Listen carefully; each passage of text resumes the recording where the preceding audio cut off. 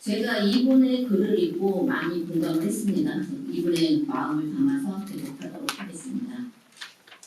저는 홈플러스 가전 매장에서 20여 년 동안 홈페에서 근무한 파견 사원입니다. 비록 소속되어 있는 회사가 바뀌어도 늘 홈플러스 매장에서 일했습니다. 저는 홈플러스 매장에서 일할 수 있어서 좋았습니다. 홈플러스는 대기업이기 때문에 단 한 번도 내가 이렇게 한순간에 잘릴 거란 생각조차도 못했습니다. 나의 능력이 되는 한 내가 스스로 그만두기 전에는 나이에 구애 없이 일할 수 있는 홈플러스 매장이 좋았습니다.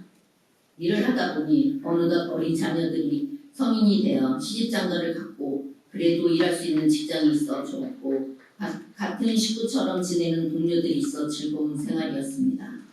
그 바쁘고 힘든 홈플러스 행사를 하면서 많이 피곤하기는 했지만 매출이 좋아서 힘든 줄도 모르고 정말 열심히 일했습니다. 하지만 이 즐겁던 시간도 잠깐이었습니다. 이른 아침 눈을 떠보니 온 천지가 홈플러스 기업 회생이라는 들어보지도 못했던 이야기에 난리가 났습니다. 정말 밤새 안녕이란 말을 이럴 때 쓰는 건가 봅니다. 기사를 보면서 설마 했습니다. 출근하니 홈플러스 관리자들은 걱정하지 말라고 했습니다. 우리 보고 여러 소문들에 휩싸이지 말고 예전처럼 열심히 일만 하면 된다고 했습니다. 저는 정말 그럴 줄 알았습니다. 가공제품의 협력 직원들이 시간을 줄여서 재계약을 했다. 출근 일수를 줄였다. 그런 소문들이 돌고 다른 매장에서는 협력 직원들 중 일부가 공고사직을 받았다는 이야기를 들었어도 홈플러스 관리자의 말처럼 그저 소문이거나 나한테는 저런 일이 일어나지 않을 것이라 생각했습니다. 하지만 며칠도 되지 않아 소문이라고 생각했던 일들이 바로 나에게 일어났습니다. 아침에 출근했더니 모든 물건 판매 중지라는 업무 전달을 받았고 하루아침에 홈플러스 행사로 할인했던 상품들이 할인 기간이 남아있음에도 불구하고 모두 정성가로 변경되었습니다. 매장에 남아있는 제품 판매는 가능하다고 했는데 이것 또한 어느 순간부터 모든 제품에 대해 판매 중지가 되었습니다. 함께 일하던 직원들은 불안에 떨고 걱정이 일었습니다. 홈플러스가 MBK에 매각되어 넘어갈 때도 이렇게 불안하지는 않았습니다.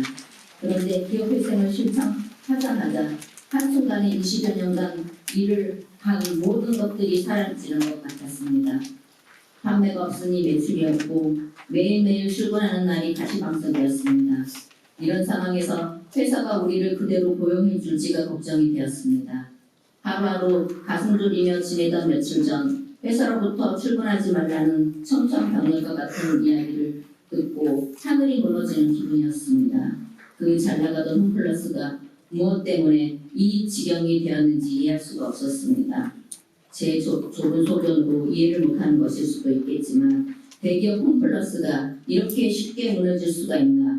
경영진은 회사를 살리려고 노력은 안 했을까? 이 많은 직원들과 우리 같은 협력 직원들은 어찌하라고 그동안 열심히 일만 하면 괜찮다던 홈플러스 관리자들을 생각하니 화가 났습니다. 하지만 우려는 현실이 되었고 회사로부터 이번 주 금요일에 사직서를 제출하라는 연락을 받았습니다. 홈플러스가 나아지면 그때 다시 부르겠다는 말과 함께요. 그런데 홈플러스가 다시 과거처럼 전국의 수많은 매장들이 장사를 하고 우리도 예전처럼 일할 수 있을까요? 여러 가지 오가는 말들을 보면 제가 다니는 이 점포도 매각된다는 소문이 파다합니다. 또 20여 개 매장 이름이 거명되며 폐점을 한다고 하는데 과연 그런 날이 올 수 있을까요?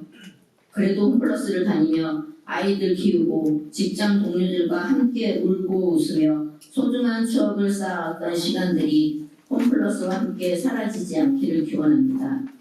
당장 나부터 나가서 어떻게 살 것인지 앞이 막막하지만 이 큰 홈플러스가 더 이상 문을 닫지 않고 매장에서 일하는 직원들, 나 같은 협력업체들이 홈플러스와 희생당하지 않고 더불어 살아가기를 염원합니다.